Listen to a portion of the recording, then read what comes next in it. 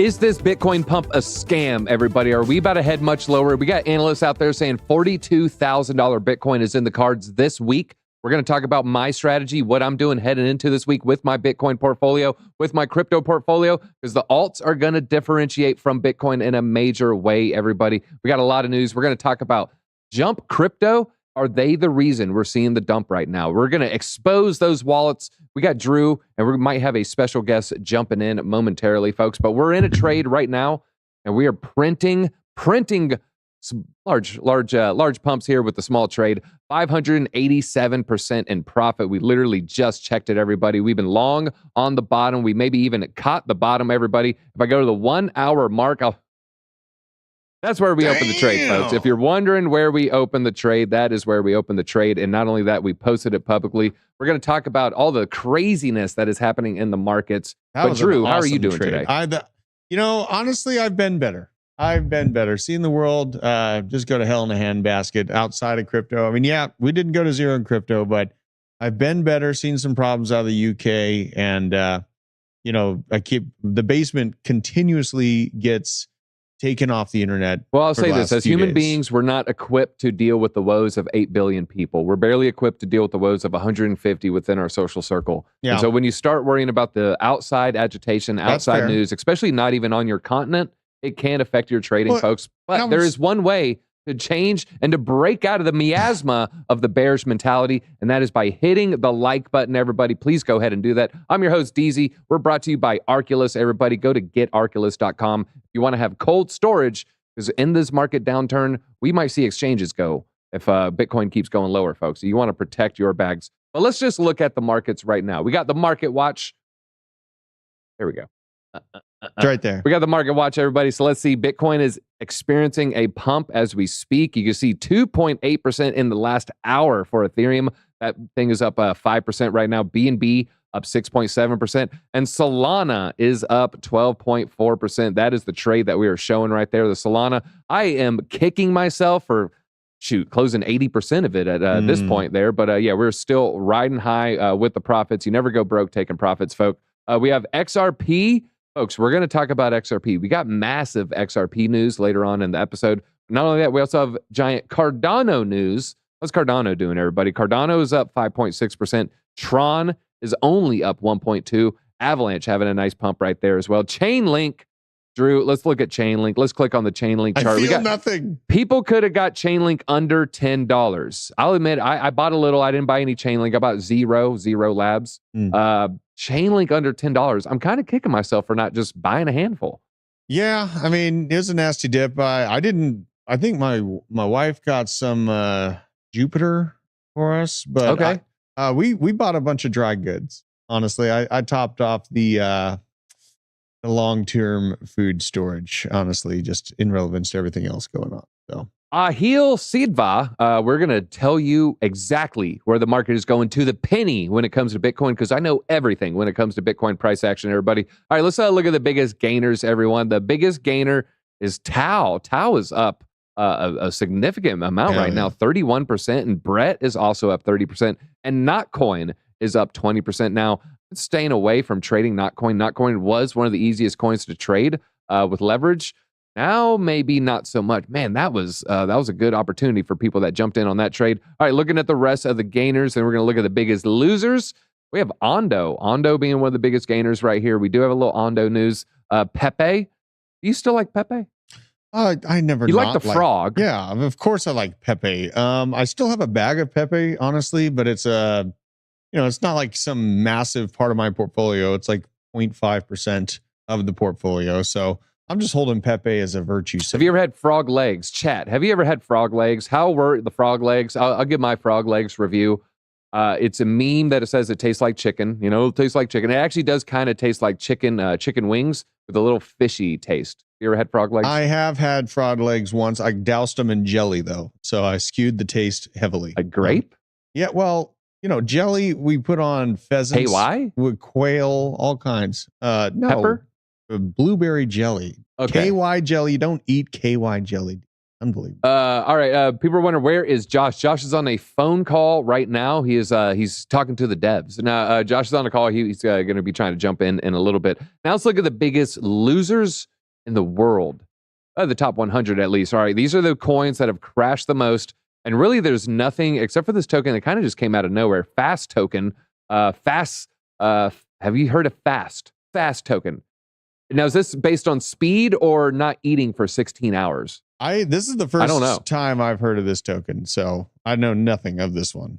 All right, let's risky click here. Risky click. I don't think they're gonna have like crazy stuff on their X here. Fast token. Is it? I want to know. Is it for intermittent fasting, or is this like you can walk quickly? Fast. Okay, quick and easy transaction. So it's like maybe it's like known for fast transactions there. I don't know. Maybe look into that one. But yeah, just popping into the top 100. Now, other than that though, yeah, nothing's really losing. I mean, we see stable coins. Whoa, what the heck is that? EtherFi staked ETH just jumped to the top here. Everybody, breaking news: 75% pump. If we click on this, saying this is this smells fishy here. Smells like a frog leg. God. I don't know about this one, folks. Tread carefully. Don't tread on me. What are your thoughts when you hear "don't tread on me" and you see the snake? Well, I mean, people like to have it on their truck or whatever, but I'm surrounded by people that consume soda pop all day and watch TV all day and are basically the softest this country's ever been. Wait a minute. So you're saying I can't respect my rights if I drink sugary water? They're just not capable of enforcing that respect. Some people just like a can of Coke or a can of Sprite, right? Yeah. I mean, it just sends you into shock. After is there a soda they can drink that you would say is based? Is it like Poppy. Tab? Like Poppy soda. I found it at Costco, and it's got a bunch of probiotics in it. Not too much sugar, so it won't destroy your gut. Tell me your favorite soda, and maybe if you don't drink soda, what was your favorite soda when you were a kid or growing up? I used to love. I would never drink it now. Mountain Dew Code Red. Oh, were you a Code Red guy? No, yeah. Mountain Dew, my dad would drink like a 12-pack a day, maybe even more. And watching him drink that much soda, I never really like. I like Dr. Pepper. I'll have like a Dr. Pepper. If I'm having a soda, I'll have a Dr. Pepper. Chat, let us know. I'm interested. Heroin? I don't think. Do you drink it? Really Poppy. Quick. Poppy. Oh, okay. Yeah, Poppy. That's Poppy mad expensive. All right. Yeah. Is there poppy seed in that? Am I going to fail a drug test? Allegedly not. Okay. Allegedly not. All right. Let's talk about Bitcoin, everybody. That's why you're here. Bitcoin crashed. Then it had a giant recovery, but people are saying this is a scam pump. It's going to crash after this. Be careful because, they're trying to lure you. They're trying to lure you into a bear trap. I'm sorry, a bull trap here where, it's green lights, green candles. It's going to go up from here. And then you get all the bulls to emerge out of the woodwork. And then they go ahead, open some longs, put in some positions. And then the bull trap ensnares everybody. And then that's when the markets really take a dump. That what's going to happen here? Well, some are saying the Bitcoin bottom is not in.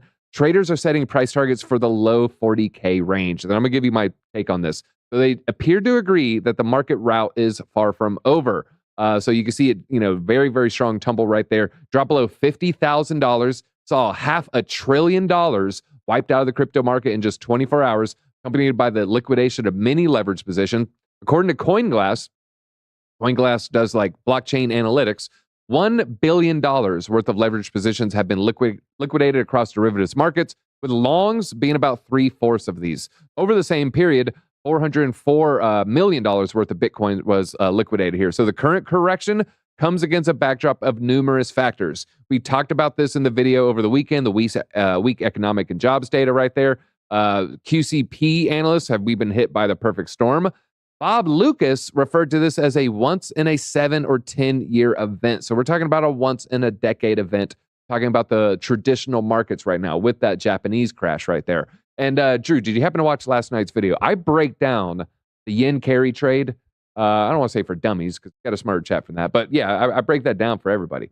Yeah, I mean, I missed that because I did cover it on the basement as well. And I missed your stream about it. Really, I spent a lot of time just cooking with my wife. We made sourdough homemade hamburger buns, getting ready for tomorrow. Okay, so yeah. All right, we got a RC Cola from one person. Surge from, are you guys poor and you're buying Bitcoin with the savings here? Sprite with Skittles. Are you putting drugs in that? What is going on with our chat here? Tab, Dr. Pepper, Tab Diet is Coke. a throwback, man. Remember Tab? Yeah. I drank Tab. First time I drank Tab was like 1996, probably. If you don't know what Tab was the world's first diet soda. Yep. Still sell it. Tastes like garbage. Lots of bubbly. I just like my bubbly water and black coffee. Drew, you got some coffee with you? Oh, I got my black coffee with me. Let's take a little right simultaneous sip. And Yeah. chat, if you don't got a coffee, at least hit the like button with this. Let's all feel the collective we here. Yeah. You just made Bitcoin pump, everybody. All right, let's go back here. So he's saying it's a once-in-a-decade event. It makes it difficult to tell which direction the market's going to go after the drawdown. And he's saying the correction's going to go until the middle of next month. So we got about 5 weeks of just sideways action, or maybe just even downward action. But then we get a good rally at some point. Will just look like a deeper cycle pullback by the end of it. We got other people saying $40,000 Bitcoin, a lot of room to the downside here. And so we're wondering how low can it go before a trend reversal occurs. Crypto Quant founder, we've talked about him before, Ki Young Ju, he has set the lower target within the 45 to 55K demand zone, this is important, the cost basis of the mining companies and the Binance traders, but I would say the mining companies are more important. If you don't know what cost basis of the mining companies is, the mining companies out there that are mining the majority of the Bitcoin, it costs them about $45,000 on average in electricity. And so typically you do not see Bitcoin's price go below the cost of mining. You see the same thing with gold. If oil goes up, there's a shortage on heavy machinery, labor markets are, overheated, so we got higher labor costs. Gold will rise in tandem. So if it costs you $2,000 to pull an ounce out, you do not want to sell it for $1,900. If it costs you $50,000 in electricity to mine Bitcoin, you do not want to sell it for $48,000. You'll just sit on your hands and wait for it to go to 52, 53, 50, 60, 100 and higher. So now that's basically the bottom level for a lot of these miners, $45K for their cost of mining Bitcoin. Now, Young Ju warns that if the price drops below the zone, it will confirm a bear market. Drew, are you worried about a bear market? No. And the mining levels that you just talked about, these are great metrics. Like when we were at 15 to 17K, it cost like 19K to produce a Bitcoin at the time. So in the basement, we're like, hell no, this is our line in the sand. And in general, there's a lot of pain, mostly in the altcoins. And honestly, you guys, if price and time frame had followed the 4-year cycle, we'd still be ranging in 45K range, 45 up to 50. So, we got a little spoiled with the ETFs pumping us up to 74 quicker than everyone thought. But I am still a fan of following the 4-year cycle and the time frame. Me too. That's definitely where I'm focused on. So in general, I'm still comfortable stacking until mid-November. Yeah, my strategy is a time-based strategy, not a price-based strategy. But some of the alts, though, I have to deviate from that because some coins like to pump at weird times. We also got Scott Melker's take here. He's saying it could drop below 45K before September. So you see a lot of pain. He's saying before September. So we only got, 30 days and 24 days left. He's saying polymarket traders are betting that Bitcoin will continue to drop, predicting a 45% chance it will fall below $45,000 in September. This sentiment spiked to 65% during the European trading hours and mini liquidations. So in the max pain point, 65% of people thought we're going to drop below 45K. Let's go to Polymarket right now. If you go to polymarket.com, which is closed to Americans, we're going to talk about that. CFTC is trying to attack Polymarket, even though it's already blocked to us. You go to Bitcoin right here, and then you can see that right here. So now, oh, wow. Whoa, did you see that, Drew? No. Oh, man. All right, so I pulled this window up. How long ago, Drew? 30 minutes? Yeah, it was maybe an up hour. There. It was just up there. Yeah, 45 minutes. We'll just split the difference. 45 minutes. 45 minutes ago, you can't. It's I'll just go full screen. 45 minutes ago, that said 27%. Ooh. I clicked on it, it dropped to 22%. And so he was saying 65% during max pain. And then when he went live, 45%. Then it was 27%. And right now it's down to 22%. So now we went from 2 out of 3 traders thought we're going below 45. And now it's barely 1 out of 5. Wow. So I would say the sentiment is shifting, everybody, making it a lot less likely we're going to see, 42, 45 maybe even 39. I saw someone say 39,999. It's a great buying opportunity if it does happen. I think that's when we'll see that's when you see an exchange collapse, I think, if we hit below 40.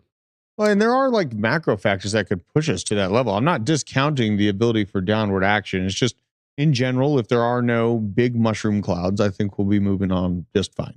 Yeah, let's hope there's no big mushroom clouds out there. Let's see. Are you guys bullish on chain swap? You get any thoughts on chain swap?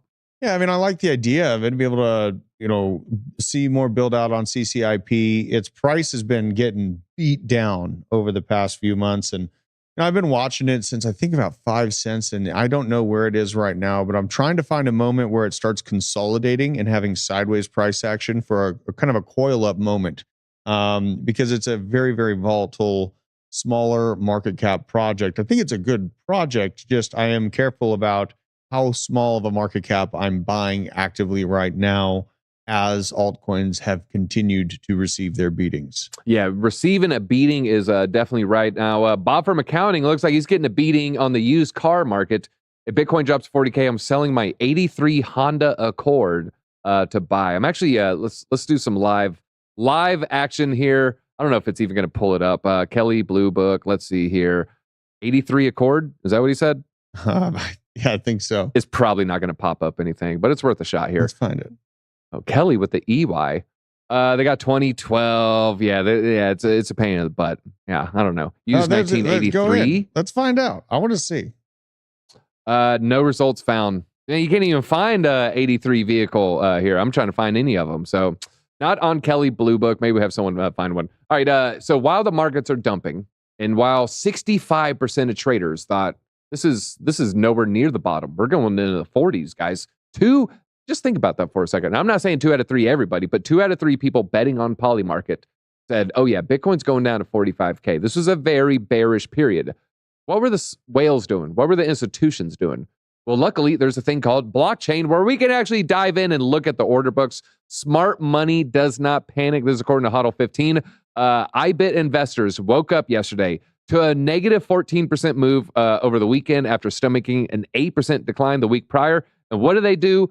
Absolutely nothing. $0 flows compared to some of the degens. These boomers are like the Rock of Gibraltar. You guys are so lucky to have them. And so in a weird way, during this time of volatility, to this time of uncertainty, BlackRock was the lighthouse trying to just weather us through the storm. What are your thoughts on BlackRock diamond handing during the dip? They're playing the long game, man. I mean, the ETFs are just made available to them. You've seen how aggressive they've gobbled up massive amounts of Bitcoin supply. They're playing the long game. It's basically, if you're in retail right now, you are a barnacle on the ship of the next transformation in wealth for humanity. And you need to hold on to that ship with everything that you got. To hold on for dear life, that means quite a bit right now, especially as the buying power dies, inflation's still high, unemployment's high. The pain is all over the place for the average person. It's about just remain calm, stay focused, and have conviction on your plays. And, honestly, in this moment of this month,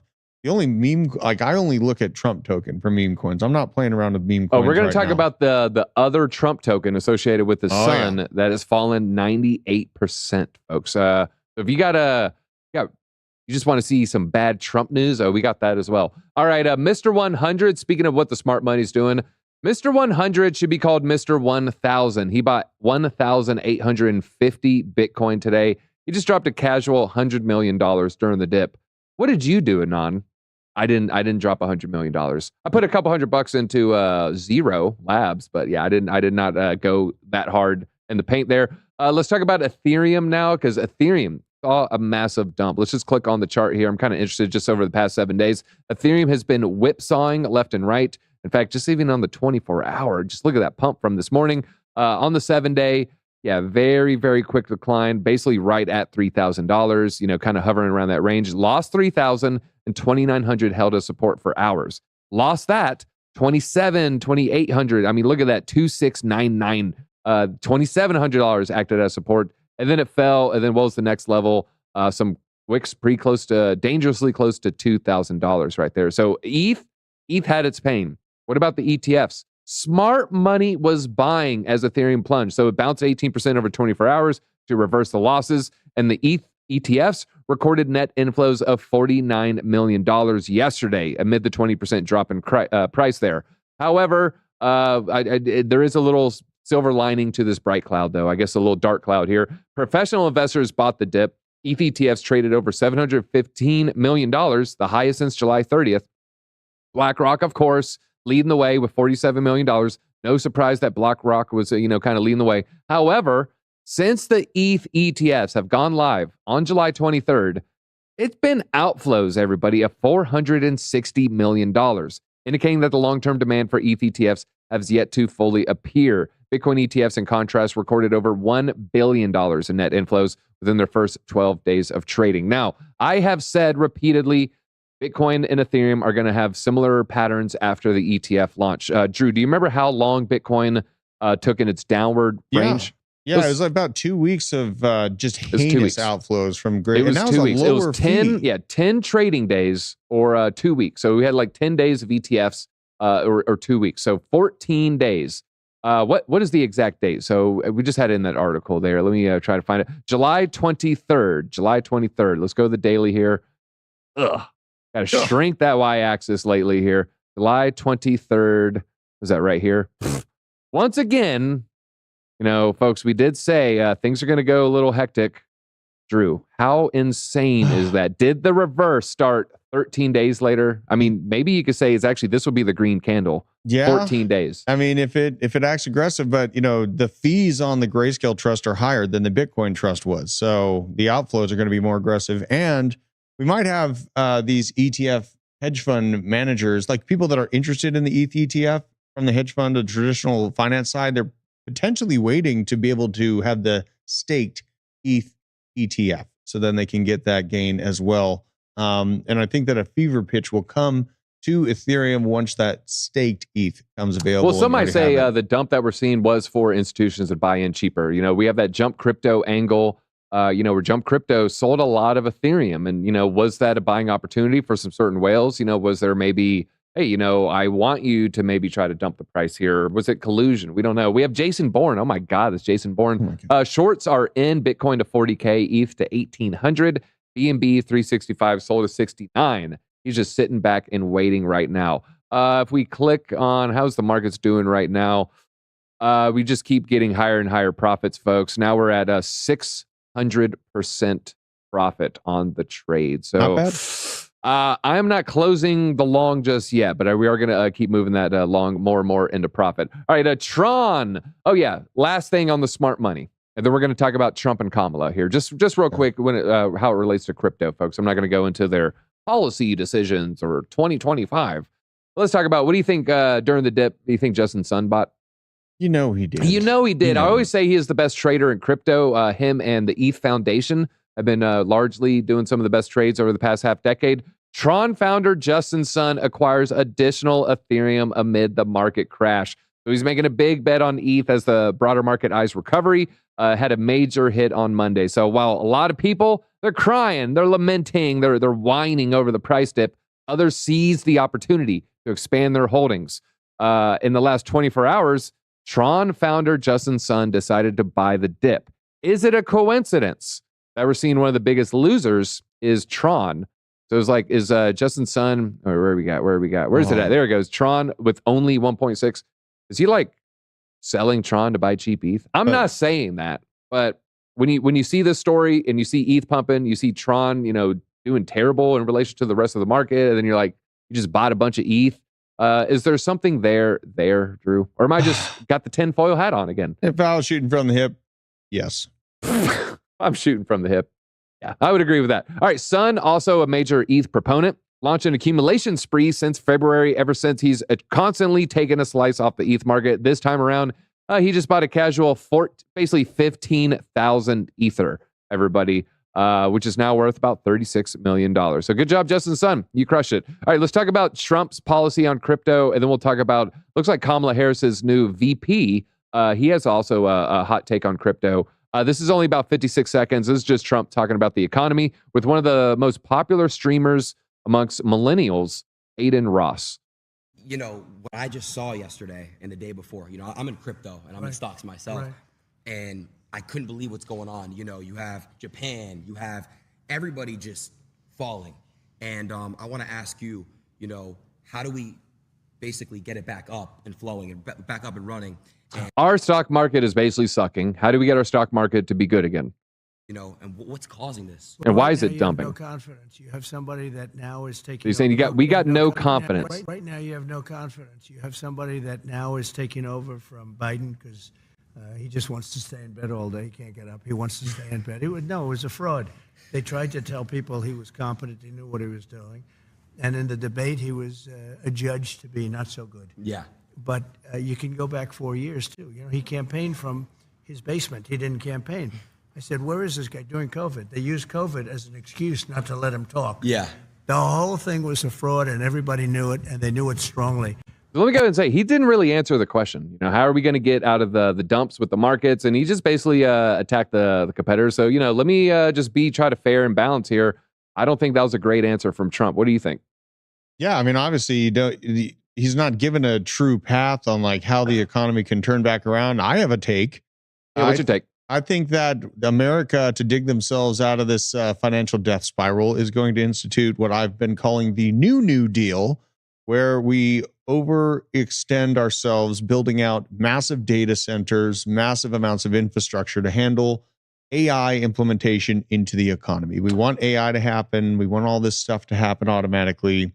But we also want dominance on the digital scale over China. And I think that we'll be moving into a infrastructure play for data centers. That's what I think. Jason Bourne, make Aiden Ross irrelevant again, 2024. That's kind of funny. Yeah. I mean, take it or leave it. I mean, he is very, very popular amongst people his age, the people that watch that live stream type of content. Him, Kai Cenat, XQC was there as well. So there's a lot of people watching many, many more hours of Destiny than they are saying, you know, sports, CNN, Fox News, anything like that. Plus, if you look at the average age of MSNBC, CNN, and Fox, you're like, really, like 71? Like, what the? Yeah. You know, it sounds crazy. I think it's actually like high 60s, technically. David Lee Luthen, what's up, yo? What's up, yo, to you? Didn't even answer, just attacks. Yeah. All right. Well, let's talk about this. I think we're still in rumor phase here. It looks like Kamala has chosen the VP. A lot of people thought it was going to be Josh Shapiro.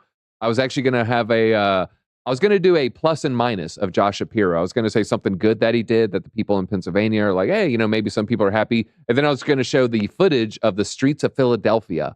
Say, you know, here's both sides of Josh Shapiro. Now it looks like it's this guy. I didn't really have time to, you know, find much here, but Cointelegraph just tweeted this. Just in, this is breaking news, by the way, breaking news less than an hour ago. So Vice President Harris has selected Minnesota's Tim Walz as her running mate. His stance on crypto aligns closely with Elizabeth Warren advocating for more stringent crypto regulations. I actually haven't listened to this 10 seconds yet. We're going to listen to it together. Let's discover Tim Walz here. You can get out there, reach out, make the case. And for one thing, don't ever shy away from our progressive values. One person's socialism is another person's neighborliness. I didn't know where he was going to go with that. I thought he was going to talk about crypto. This is what Cointelegraph. One person's socialism is another person's neighborliness. That is a charged statement that a lot of people are going to have a lot of issues with. The problem with socialism and communism, Drew, let me give you a little advice here. Calling someone a communist as an insult will never work because in their mind, the other person just says, oh, that's not communism. I know. And then you're like, no, but it is. And they'll just, then they have the second default. Yeah, but communism wasn't done right that time. Yeah, no, so it will never work. So when you say, yeah, that's a communist or that's a social, it does zero persuasion. Yeah. It is a zero persuasion move. Yeah, it's a waste of your County. You know, of course, like I had to grow up around them. I realized they don't listen to reason. And also history. No one cares about their history. So really, all I can do is highlight the policies we're currently in and the policies to come from either side. And I don't like playing the whole identity politics thing because, you know, I think that something much heavier than just me versus them, right versus left is coming for the United States if we don't wake up. So I think Nassim Taleb said it best when he talks about politics. With my family, I am a communist. With my close friends, I am a socialist. Local politics, I'm a Democrat. State, I'm a centrist. And on federal, I'm a Republican. And that's just, you know, I think there's things when it comes to local, I think there's awesome things you can do with the environment. When it comes to federal, I just see a lot of grift happening. And so when it comes to, making your river clean, I would trust a small municipality to make the river clean much more than I would trust the EPA. So I think there's room for nuance when it comes to this stuff. All right, U.S. senators urging the CFTC to ban betting on the presidential election. They're talking about poly market here. So that we had 5 senators and 3 representatives called for a ban on betting activities linked to the election here. In a recent letter addressed to Rostin Benham, the CFTC commissioner, the lawmakers highlighted the perilous influence these betting markets could exert on the electoral landscape. How about unfettered access to super PACs from large money, foreign nationals, foreign corporations? Foreign corporations can donate unlimited money to super PACs. But poly market's the issue? Don't sounds worry like about bullshit that to me. Yeah, don't worry about the issue with super PACs getting just guzzled amounts of dollars. Do you remember that law? The super PAC law? I mean, there's many. Which one? No, there's one that enabled it. It was the large landscape legislation. C90, I think it was the early C90, 2000s. Hook us up. C90 will give us it in the chat. He's going to look it up for us. There's I forget what it's called. It was a landmark decision. Maybe it was actually Supreme Court. But yeah, I mean, foreign nationals, foreign corporations, they can just donate unlimited amounts. So they can flood our airwaves with political ads. So they're saying this is a perilous influence on the electoral landscape. They express concerns over the possibility of billionaires leveraging large wagers to sway election outcomes. Nothing about the large billionaires swaying outcomes with false fake ads and just lie. Super PAC can get real crazy with their ads. They can just remember Swift boats? Oh, yeah. The Swift boat John Kerry attack? I fell for that attack. Yep. And I think I did vote for Kerry. I was like, well, I got caught up in the Vietnam draft dodger versus war hero. And then the Swift boat ads weaponized my support for Kerry. But yeah, if you don't know what I'm talking about, John Kerry ran against George Bush. And George Bush's, some say it was Dick Cheney, some say it was his dad's connections to the deep. I don't know. There were attack ads on John Kerry saying his Purple Heart was Fugazi. And that became real. People were just yeah, he lied about his Purple Heart. And then people on the boat with him when he got shot had to step forward and be like, I was there. I saw him get shot in his ass. And they're like, oh, wait a minute, I fell for that false story. But yeah, that's the power of super PACs, folks. So the betting platforms are going to sway them here. They underscore elections should not be reduced to mere profit-making ventures here. Political bets change the motivations behind each vote, replacing political convictions with financial calculations. So you really, really care about this one issue and you want to vote for this one candidate, but you're like, I can make more money on poly market, do the outsized bet. And so now you're going to change your vote. No one's changing their vote at the freaking precinct because of a poly market bet. Okay. Yeah. It's not going to sway anything. Even if you're in a key battleground state in a key county, there's nothing, no one's doing that. No one's doing that at all. By permitting the commodification of U.S. elections, they argued, the very essence of democracy stands to be undermined. They have a history of infractions. They got a big fine in January 2 years ago. Election now 3 months away. It is illegal for U.S. citizens to use Polymarket. It is actually banned. You have to use a VPN. So it's already blocked. We're already pulled over. We're already pulled over, man. And, this is a pretty serious issue for the time frame. Think of the time frame. We're right around the corner from the American election. And we have this data-driven way for people to voice their opinion. It was Citizens United. We do got the super smart chat. Let's see. I kind of want to give, was it Tom Riddle was the first one? I think maybe Tom Riddle. Yeah. Yeah. Super Citizens United allows just unlimited spending on political ads from foreigners, which is whatever. But, I don't think it's probably a good thing. It just seems like that could be bad, right? It reminds me of Gold Bar Menendez. Maybe foreign governments shouldn't sway us. I don't know. Call me crazy. Market rebounds. Let's talk about Cardano, everybody. Hit that like button if you hold Cardano. I did a tweet, folks. Let's just share my tweet. I had a tweet about Cardano, of course. DZ. He won't shut up about Cardano, I swear. Yeah, I'm too bullish. I almost want to delete this. Where are we at right now? That was 191. I tweeted that earlier. Yeah. Looks a little bit better there. Looks a little bit better. But yeah, Cardano news, everybody here. Let's see. We got a couple Cardano stories as well. We're going to have one more after this. The founder raising concern of unlimited money printing, everybody. He's raised concern that Japan, the yen carry trade, could have wider implications on greater markets. He also underlined the reality of unlimited money printing and how the markets are not above monetary policy actions of central banks there. So he's sounding the alarm. The printer is coming. What is this? You see this meme. What does it mean for your crypto portfolio? Well, I mean, there was immense amount of printing, during COVID, but then the buying power, we pay the price for this action. We pay the price for the upward price action in risk assets.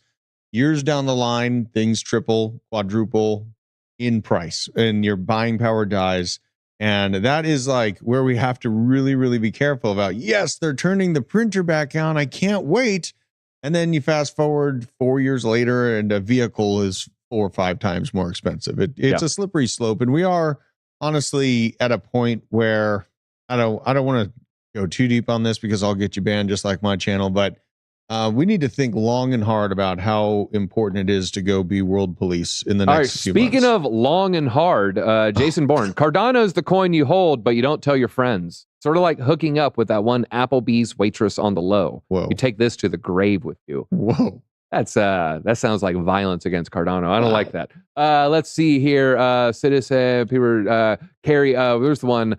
I was looking, McCain, what a terrible candidate. Dude never had a chance. McCain lost my vote when I learned that he went against his supervisor's orders when he got shot down. They're like, yeah, go here and turn around. He's like, nah, I'm going to keep going.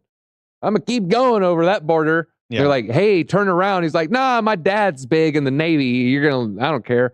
Then they shot him down. So, you know what? He was hot-headed. He was early 20s. All right, this is huge bullish news, and this is why I'm actually leaning bullish. I know a lot of people are saying 40K, 42K, 45K. I feel like that could be at least a local bottom, everybody. That might be the lowest we see Solana this entire market. That might be the lowest we see Cardano this entire market. It might be the lowest we see Bitcoin this entire market because of this news right here that slipped under the radar. Morgan Stanley has given thousands of financial advisors the green light to solicit eligible clients to purchase spot Bitcoin ETFs as soon as next week. So Morgan Stanley, this is major news because some of the best salespeople in the world are now going to start pushing Bitcoin instead of boring ass S&P 500 index funds, which is great, but really we want them pushing that IBIT, everybody. So 15,000 or so financial advisors can solicit eligible clients. So each of these advisors probably have multiple clients. Each of these clients representing millions of dollars. Some are going to be billions of dollars. We're talking about a compounding effect from this one decision from this one company, then affecting these 15,000 employees with their hundreds of thousands of clients, with their trillions of dollars of cash. This is like that little domino that you flick it, and then it's going to be a giant tsunami of green candles, hopefully, here. That's what we're going to see. Now, I'm not saying it's happening tomorrow. The domino fell. Another 10% pump. They're going to go live with it. They're going to be able to start tomorrow, but the effect of it will take some time to be felt. And so, like Kelly's saying, starts tomorrow, but yeah, it's not going to be a day and night thing. People talking about the Applebee's. Hey, there's nothing. Applebee's sucks now, though. What's up with the chain restaurants just blowing these days? Dude, I don't even go anymore. That's why I'm so proud of making food at home and like having my own eggs and then make my own bread and then the burgers on the grill. Like it's so much better. It's so much better for me, my kids. Like make your own food if you can. Like even if you can afford it, there should be a pride in being able to make your own food and know what's inside of it. I told you my rule, right? The pile of ingredients rule. No, tell me. All right, the Crustable things, I think they're like PB&J and they're in a freezer, right? Yeah. This is the first time I actually thought about it because I should have thought about it like with Doritos and stuff, but I saw the Crustable and in my mind, I was like, what does that pile look like as separated ingredients? I think of peanut butter that's natural. I'm gonna have a pile of peanuts, maybe a little salt, maybe a little, sugar.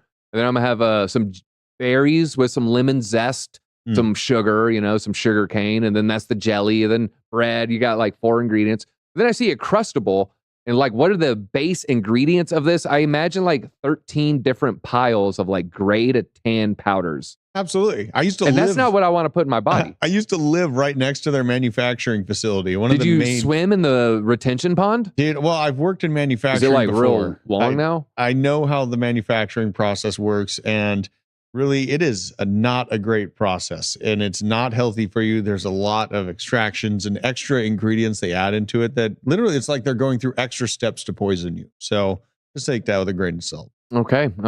I wanted to point out this weird article from the Cryptonomist. This is like they're carrying. I feel like this is a psyop magazine here, just by the language. I didn't have time to highlight all the persuasion words, but one thing in journalism, you don't want to see a lot of persuasion. You just kind of want the facts. Asked the New York court to deny the aggressive requests of the exchange Coinbase right there. That just seems like a little bit much. Responded to the subpoena request to pay attention to the delicate issue. So another persuasion, like, hey, it's a delicate issue. Watch out, Coinbase, because they're asking for a review of mountains of documents useless for the purpose of the case. I like how they have their own legal, like lawyers are for Coinbase are like, hey, we need this information. They're like, yeah, they're asking for mountains of useless stuff. What are they asking for? Emails from Gary Gensler. So yeah, I would say that's probably tangent to this, it's tangential to the case to the situation there. Like, might be related. Oh my God. That's they're not ridiculous. asking for his like mom's TiVo history. It doesn't make any sense. It's not just going to disappear like some sort of magic trick. You know what I mean? Like, yeah. Speaking of magic tricks, I do want to give a shout out to Houdini Swap real quick, folks. You could transact, trade, bridge over 4,000 currencies. So you're seeing like a Tron Delta with Ethereum, and you're like, hey, I got this ETH, but I feel like someone just sold a bunch of Tron for my ETH, but now I think Tron's going to be the track to play. I want to trade my ETH into Tron. You can do all that. It's just a very, very seamless product right there. We got a link down below for Houdini Swap. So yeah, like a soap opera. So what happened? Also invites a New York court. It's like a soap opera, folks, because the crazy demands that these Coinbase lawyers are asking for just doesn't make any sense. The Belismo of, this is just reading like they're working for SDNY.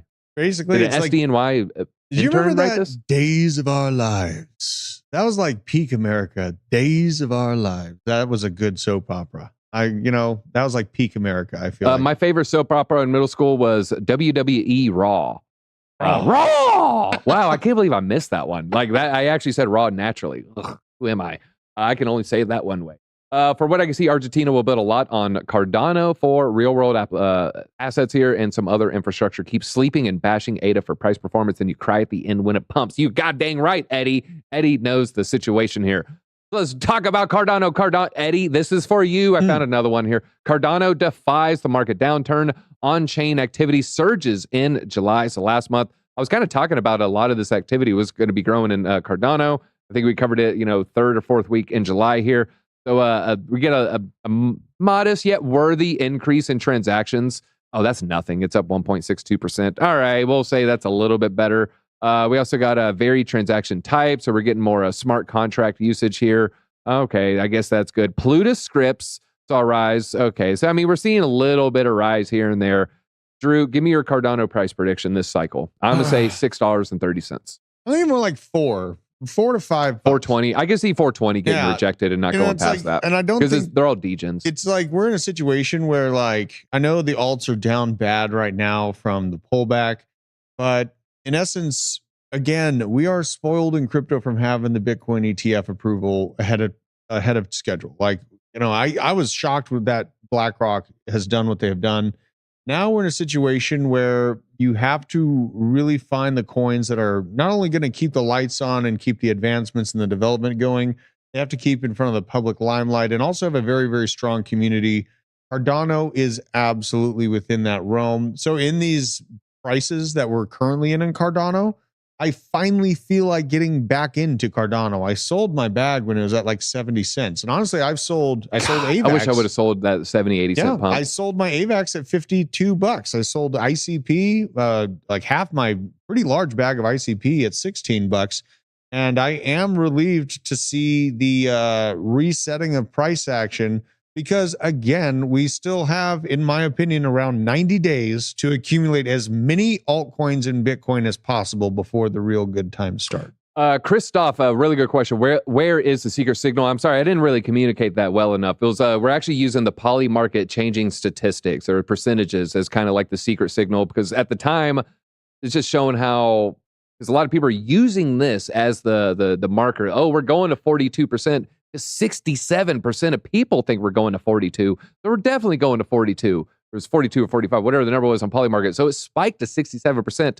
And then we watched in real time as it shrunk down to 22%. So the signal, that was the signal right there. A lot of people point out the TV shows, Young and the Restless, General Hospital, Chips. A lot of people, do you remember the TV show you watched when you were sick as a child? A lot of people saying Price is Right. I saw some of that. I'm old. This is the first one I remember. Show it here. Oh, okay. Bonanza. Oh, what a throwback. Yeah, it was either Bonanza or Gunsmoke. I think it was Bonanza. Man, I need to pull. I don't even know where we can find these shows on. Friends. Friends was a good one. We need to kind of that was like peak media. I feel like the shows today just suck. Three's Company. Yeah. Three's Company, man. Love Boat. Don't you remember Love Boat? I never watched Love Boat. It was a good one. Gilligan's Island. Yeah, I watched Gilligan's Island. My God. Beavis and Butthead. All right, let's see here. Fake Taxi. What's the Cash Taxi, Money Taxi? What was that show called? I think Cash Cab.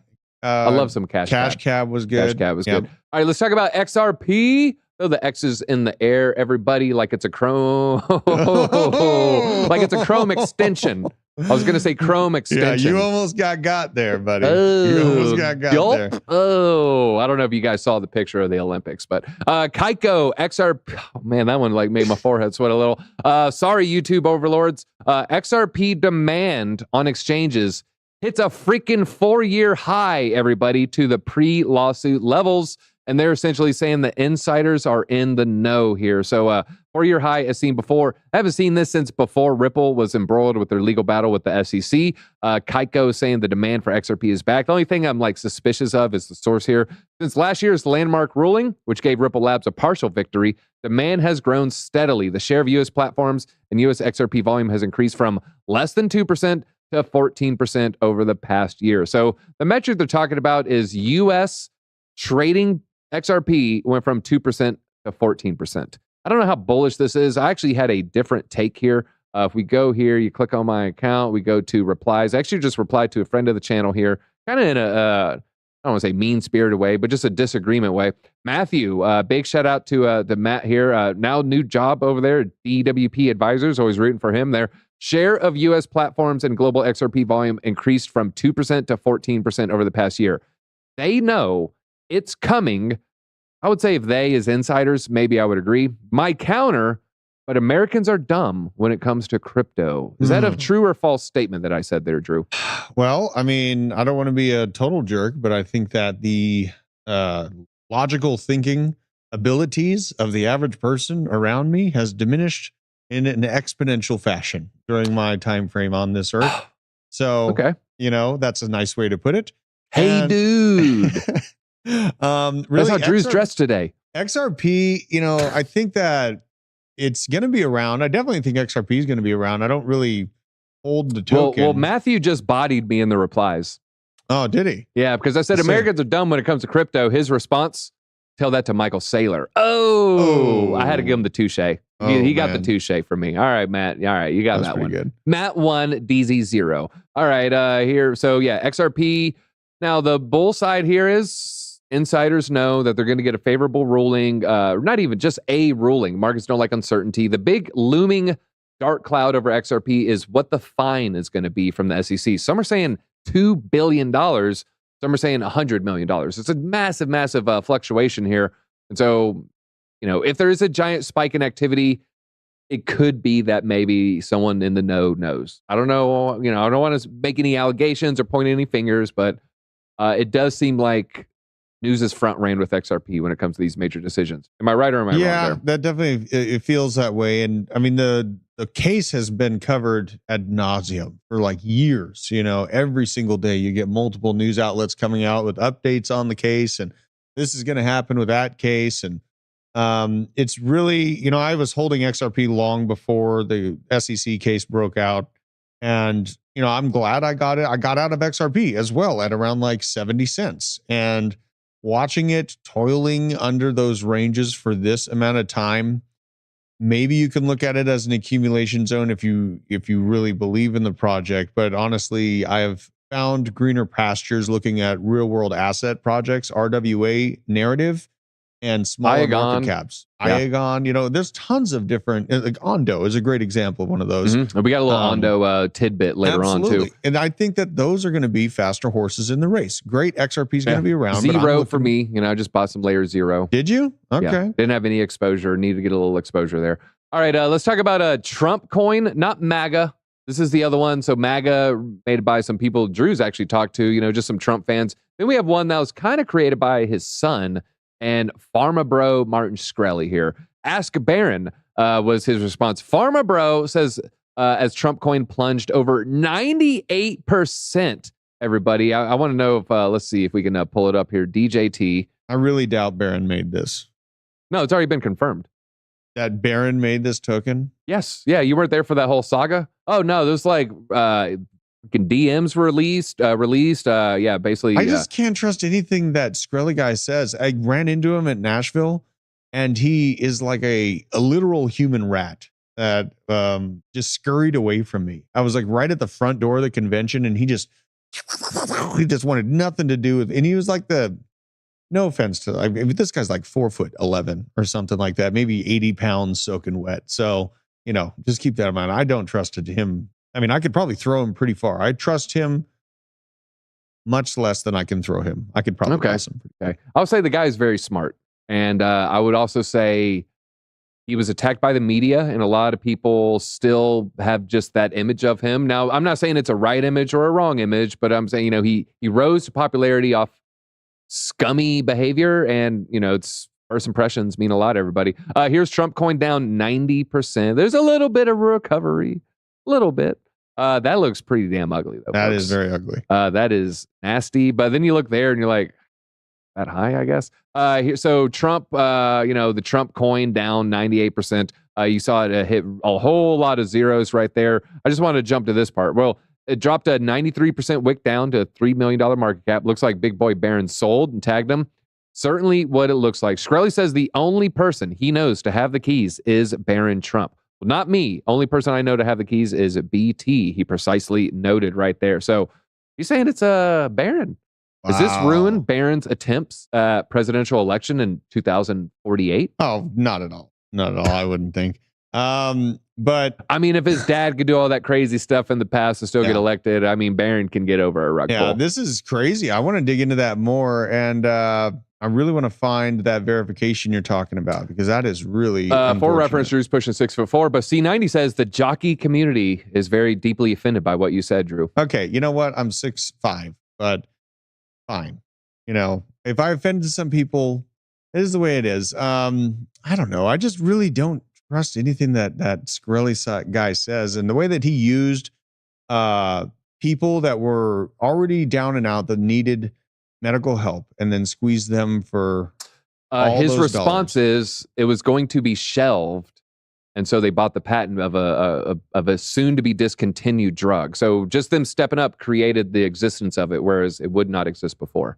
Yeah, I mean, it's going to take more convincing. I don't know. I looked in that guy's eyes and I got nothing but scaly feelings. You know what though, man? It's hard to dismiss the core reaction, right? The lizard brain. Yeah. Don't dismiss the lizard brain, folks. Yeah. All right. Speaking of the lizards, no, I'm just joking. Ronin exploited again. White hacker suspected here. So they got hit for $10 million in ETH. The funniest reply I saw, I didn't pull it up though, was mission. It was like, don't fund North Korea. And it was like Ronin Network, impossible, or something like that. It was like they just can't help to fund North Korea, the DPMK. All right, BlackRock bought $8 million worth of Ondo 15 hours ago. The BlackRock, they're buying the dip, everybody. People are out there, they're buying the dip. Are you buying the dip? Did you buy the dip? Drew, did you buy anything? A lot of people, exhausted, dry powder, or, maybe just taking a step back from the market. I just had a little bit from the paycheck. I threw it in. Nothing crazy. I bought bullets and dry food. and my wife bought some Jupiter. So. I like that. I like that. And the fiance today said, yesterday, we got to start stocking up on dry goods and water and stuff. I thought to myself, I've never loved you more, baby. All right, folks, that's what we got. That was our show today. Please hit the like button on your way out. Nasty step is what I'm assuming there. Similar to Vivek, be careful with that Creed. Ooh, all right. Hot take there. Beasley's Chrysler 300 is gone after I stole the Hellcat. I was planning on driving on my lunch break. Now I have to sit here with this Fireball handle. Careful with Fireball. It's literally illegal in 2 countries because it shares an ingredient that you also see in antifreeze. Antifreeze isn't in it. It shares an ingredient that's an antifreeze, and it's illegal in Scandinavia and Norway, if I'm not mistaken, due to the amounts per million being too high. If you know that and you still want to continue drinking it, just be careful, folks. No drinking and driving. That's all we got for you, folks. I didn't steal the Hellcat. Only idiots would think that.